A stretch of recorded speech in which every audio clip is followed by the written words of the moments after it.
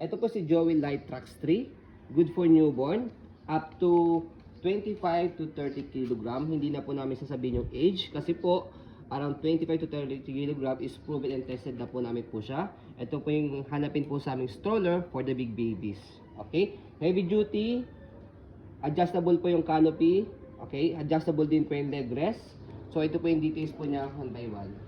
So, wala pong faded, walang discoloration po yung canopy niya. Extension canopy, dito sa side may zipper. Ayan. So, net type yung gilid niya. Okay. So, peekaboo. Ayan. Okay. And then, adjustable po itong harapan po niya. Pwede ipasok sa loob kung hindi gagamitin. Okay. So, ganyan siya kapag nakaupo. As you can see, malapad. Ayan. And then, leg rest, adjustable. Press po dito sa ilalim. May pinipress dyan para pag nakaupo, pag nakahiga. Ayan. So, sa likod, ina-adjust kung gusto nyo po ihiga. Later on, papakita po namin. Ayan. Malapad. Okay. So, harness niya, 5 harness. Press nyo na po yung gitna. Wala po yung putol. Okay. Complete pad. Meron yan. Okay. Front handle. Okay. So, kung tatanggalin yung front handle sa side, press nyo lang po. Dalawa, angat. Okay? So, yan. Okay? So, regarding naman po sa footrest niya, dito tapakan yung paa.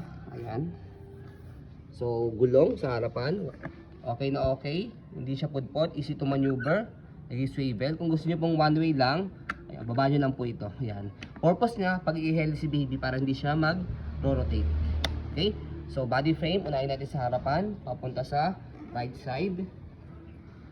So, yan. Like yung condition, pwede po ito sa masaselan po. Ayan. Sa likod, okay yung gulong makapal, hindi po ito nabubutas. Ayan. So, sa likod, meron siyang pocket. Ayan. Okay. So, dito siya ina-adjust. Pagka gusto nyo pong iupo, press nyo po ito and then hatakin nyo po yan. Pangat. Ayan. So, ganyan po siya kapag nakaupo. And then, pagka gusto nyo naman po ihiga, press nyo po ito and then pull down. Ayan. Okay. So, basket. Ayan. Malaki. Marami kayong mailalagay. Max po is 15 kg. Ayan. So, gulong naman po sa kabilang side. Ayan. So, yung stopper po nito, dito, naka-cable na po siya. Ayan. Press nyo lang po ito. Tapakan nyo lang po ito pababa. Ayan. And then, paangat para mag-go. Okay? So, walang issue. Body frame sa kabilang side. Ayan po yung details. Ayan.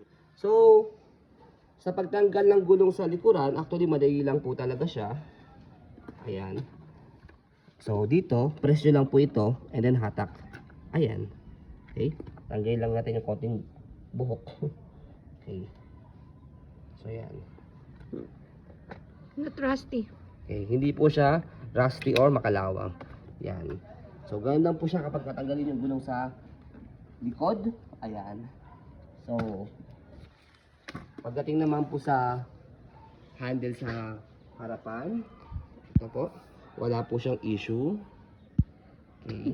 So, kinagandaan dito sa stroller na po ito, ayan, is dito siya pino-fold. As you can see, yan, push to lock. Okay? So, kahit isang kamay, pwede nyo siyang i-fold. Ito. And then, meron siyang, kayo ipupush dito, na color gray. So, angat nyo lang siya, and then push. Yan. Yan lang kadali. And then, meron siyang lock sa gilid. So, yan. So, ganyan po siya kapag naka-fold. Set aside nyo lang po siya. Lock nyo lang po muna para hindi gumalaw yung gulong. Set aside nyo lang po siya. Ayan. As you can see, compact folding siya. Okay. So, yan. So, hindi po kami 100% sure, siyempre, kung cabin approved siya, kung tatanggalin po itong dalawang gulong sa side kasi compact yung fold niya. Okay. Check in yan. So, yan.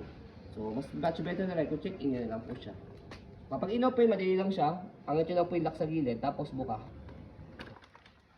So, yan.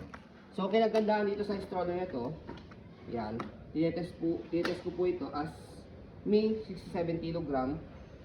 Yan. Uupo ako. Ayan. Okay. Yan. Okay. So kaya hanapin sa amin tong stroller na to. Saka mabilis sa aming stroller na to kasi for the big babies. Okay? Para pag sa mga bibigat na babies is easy to maneuver pa po siya. Yung kasi ang kailangan po, madali siyang i-manubela pa kahit mabigat si baby. Yan. Okay? So already washed, ready to use. Ayan, sanitize nyo na lang po pag bilhin nyo po for safetyness ni baby. Okay, so as you can see, very details po kami mag-video kasi siya policy po namin, no refund, no exchange, what you see is what you get. So yun po, maraming salamat. Have a nice day and God bless po.